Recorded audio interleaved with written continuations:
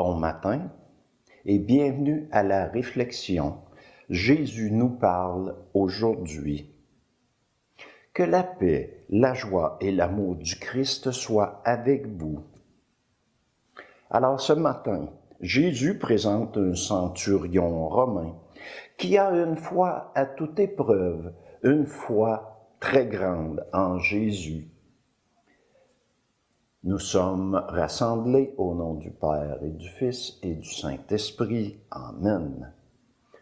Débutons en prenant un moment de recueillement. Laissons l'Esprit Saint nous envahir. Qu'est-ce qui goûte bon pour moi ce matin dans cette parole? Cette parole de Dieu. Quels sont les sentiments, les émotions qui montent en moi?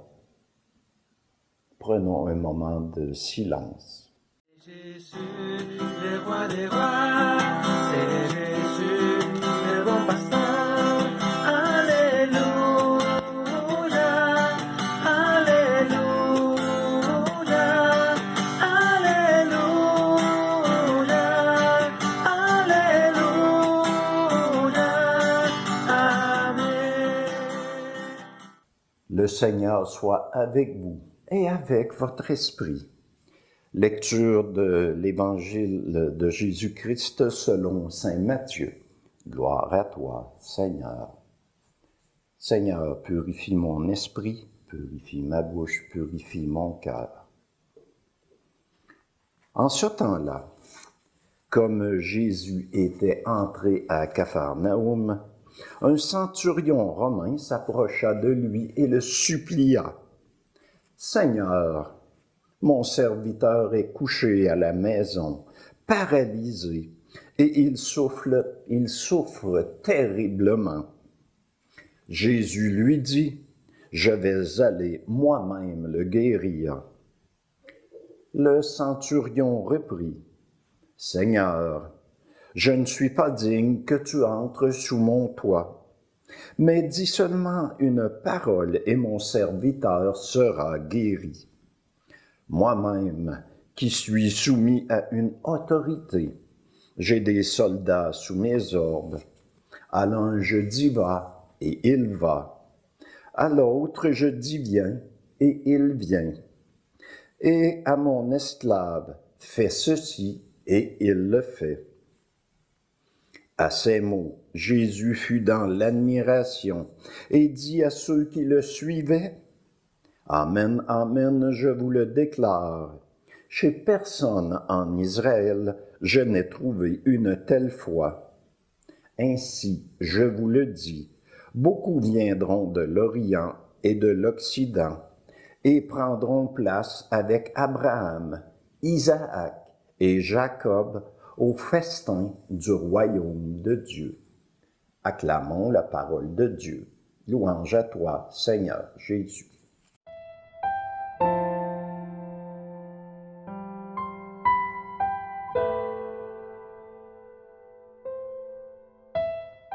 Ce matin, un centurion romain va voir Jésus pour qu'il guérisse son serviteur.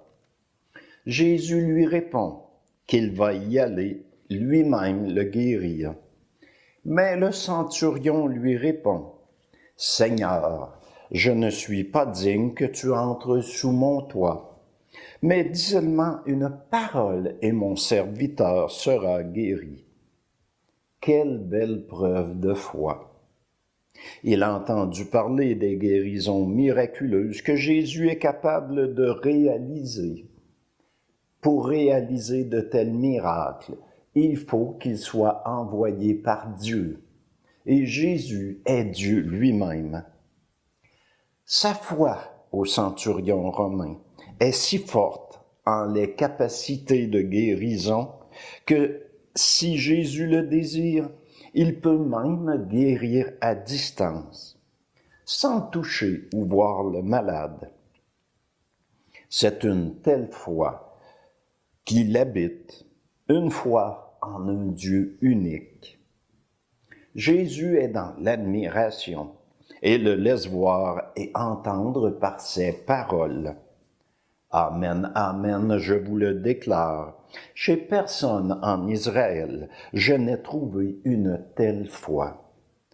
Une foi à déplacer les montagnes. Beaucoup viendront de l'Orient et de l'Occident et prendront place au festin du royaume des cieux. C'est de nous qu'il parle. C'est nous qui viendrons de l'Orient, de l'Occident, du Nord, du Sud, de tous les peuples de la terre, de tous les continents.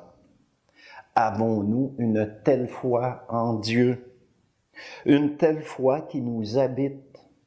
Pourtant, à chaque célébration eucharistique, nous reprenons les paroles mêmes du centurion romain. Seigneur, je ne suis pas digne de te recevoir, mais dis seulement une parole et je serai guéri. Lors de notre prochaine célébration eucharistique, pensons à ce centurion romain et à la foi qu'il habite. Portons-nous une telle foi en nous? Croyons-nous en ces paroles que nous prononçons?